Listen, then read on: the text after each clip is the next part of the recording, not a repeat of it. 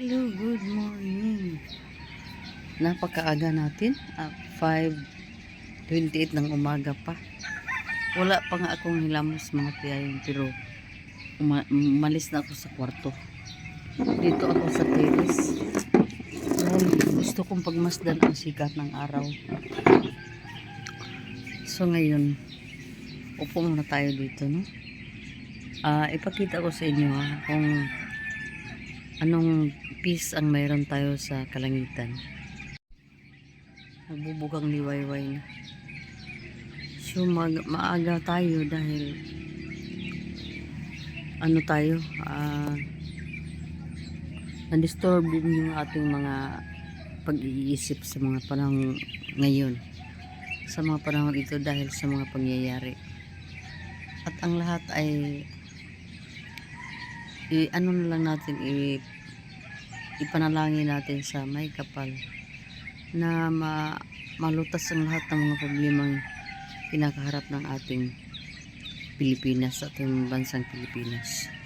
So ngayon mga tiyaying, pakinggan lang muna natin ang mga awit ng mga ibon na sobrang nila masaya. Wala silang alam-alam, hindi nila hindi nila alam ang mga pangyayari, diba? Grabe ang freedom nila. Yung hindi nila alam siguro kung ano ang mga hinanakit o ano ang mga disturbo na nangyari sa atin.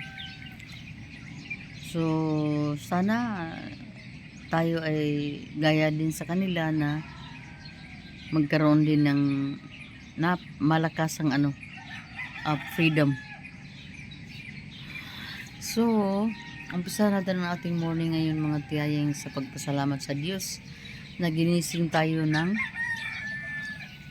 maaga. Ginising tayo na mayroon pa rin tayong mga positibong pag-iisip, dahil yan ang kailangan natin mga tiyayeng. So pagmasdan muna natin ang ating kapaligiran. Lahat ay green, lahat ay maliwanag na rin mga tiyaying. At sa palagay ko ang makapag lang ngayon ay ang kape. Magkakape tayo ng maaga. Supposed to be magkakape ako ng mga mga 6:30 or 7, minsan nga 7 AM na ako magkakape. Pero dahil disturbed tayo mga tiyaying, magkakape tayo ng maaga. So nakinig lang muna ako dito sa mga mga ibon natin. Ayan. At ipakita ko na rin sa inyo ang natin, ang beauty ng ating bougainvillea dito. Kitang-kita na ang ganda ng bougainvillea, ang orange. Namumulaklak na sa mga tiyaying. Namulaklak na ang mga bougainvillea natin na orange. At yung dyan yung itong mga parang palmira, ano bang tawag yan gusto ko yan putulin na lang kasi nasisira nila yung mga halaman ko na sa ilalim, kasi yung kanilang bulig na bunga, yung mga bunga nila malalaglag yan mga tiyaying, at doon sa sa mga halaman ko sa ilalim mapupunta. At pangalawa, yung mga gamot nila masyado ng madami, at sure ako na maapektuhan yung mga pader namin. So nakapag-isip ako na putulin na lang yan. So tingnan natin ang mga bougainvillea dito sa kabila. Mayroon na namang mga bulaklak sila, pero hindi pa marami, kunti pa lang. Kaya din dito naalagaan ko na sila mga tiyaying. Kagabi na ko na rin, na diligan ko na rin sila. Hello mga tiyaying, dito tayo pala sa labas ng bahay, sa gilid, kasi nagwawalis tayo dito. Ito yung mga winawalis natin. Mga dahon ng kwan. Ng mga dyan oh. Mga guyabano, mga ganyan. Mga dahon nila. Naglaglagan dito sa sa gilid ng bahay. And then, tapos na din tayo nangapi. Kaya dumiretso na tayo dito sa ating mga gawaing bahay dahil mamaya aalis na naman tayo mga tiyayin.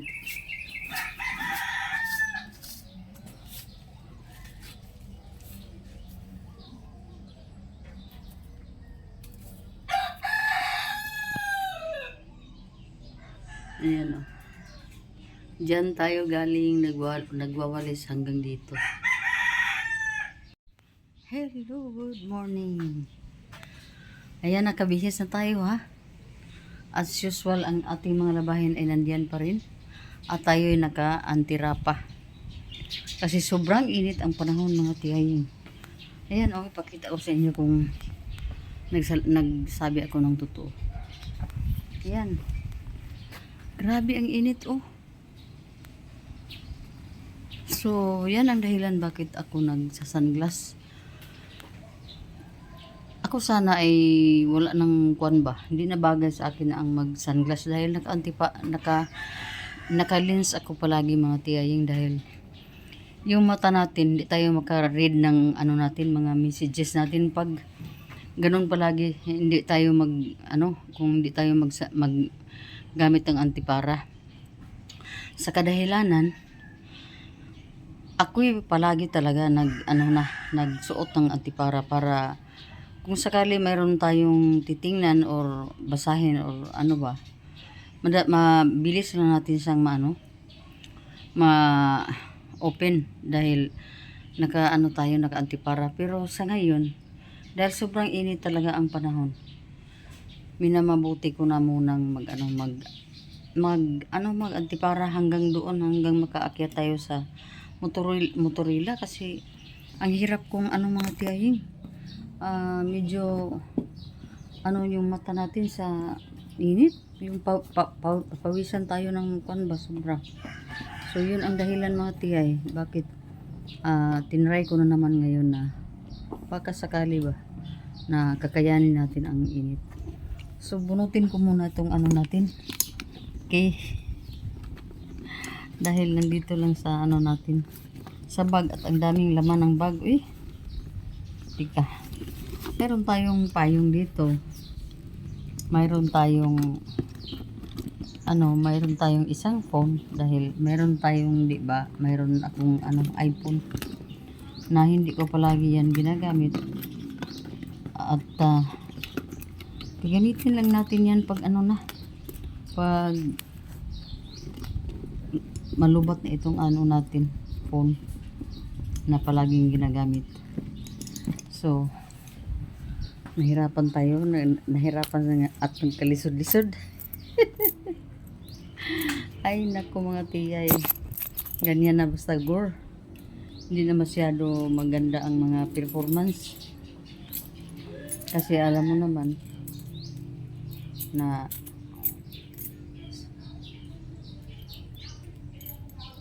sa ngayon nga mga tiyayang parang tayo, pagbunot pa lang sa key nahirapan na. So ganyan ang tiyay ninyo, hindi na hindi na alert, hindi na abtik. So ngayon na nabunot na natin to, puntahan na natin ang gate at aalis tayo. So yun, tingnan natin ang rila. Andoon pa ang motorila, siguro may pa. Dito lang muna tayo lang muna tayo dito. Ang init ng araw ay sumisilip na dito sa sa puno dahil naglagasan nga yung mga dahon. Kaya hindi na natin ma-feel ang yung landong lilim ng kahoy dahil naglagasan ang kanilang mga dahon doon.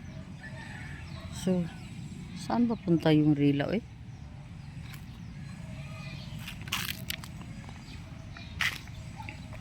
siguro lakad-lakad muna tayo papunta sa tindahan.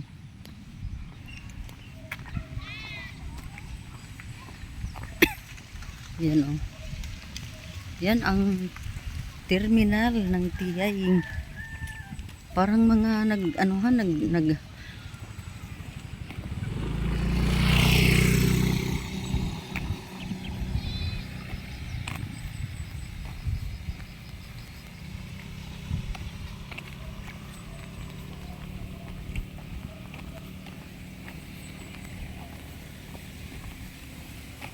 ano ang mga dahon ng mga kahoy oh.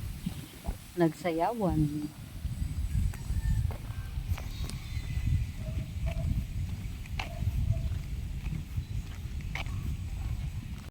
Andito pa tayo sa NBM Mall.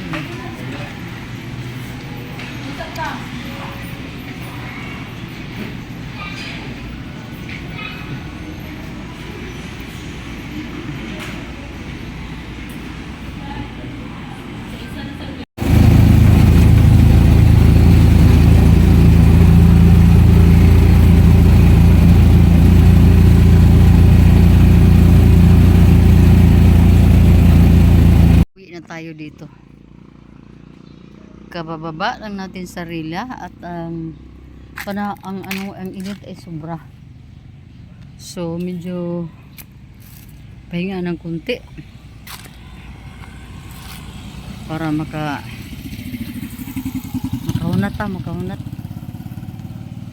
ta diri sa punuan sa kahoy. Kana bitang murag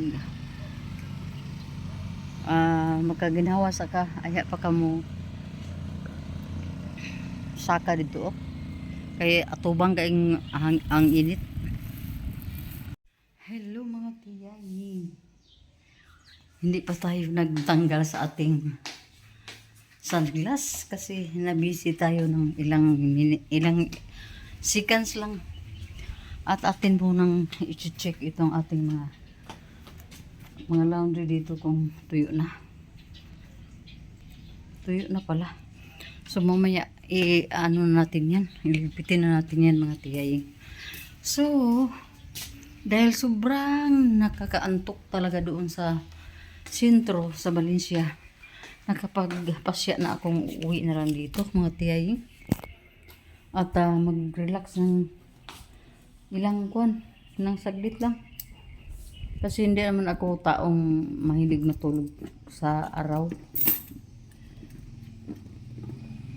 So ngayon dito na tayo at mayroon tayong mga biniling kunti mga Tiyay oh. So hindi naman tayo nangailangan ng madami dahil dalawa lang tao dito. Dalawa lang tayo dito sa bahay.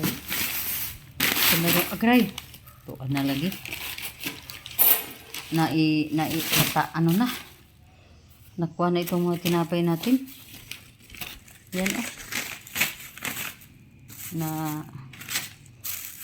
Nayabo na siya. Natapon na. So, meron tayong tinapay worth of 60 pesos. And then, maliit na ano lang. Maliit na ito oh. Mayroon tayong oil ngayon. Maliit lang. At saka itong suka at saka tuyo. Mayroon din tayong bombay at saka ahos. Kawayaan lang muna natin ito dito mga Tiyay. Dahil tanggalin natin itong ating sunglass.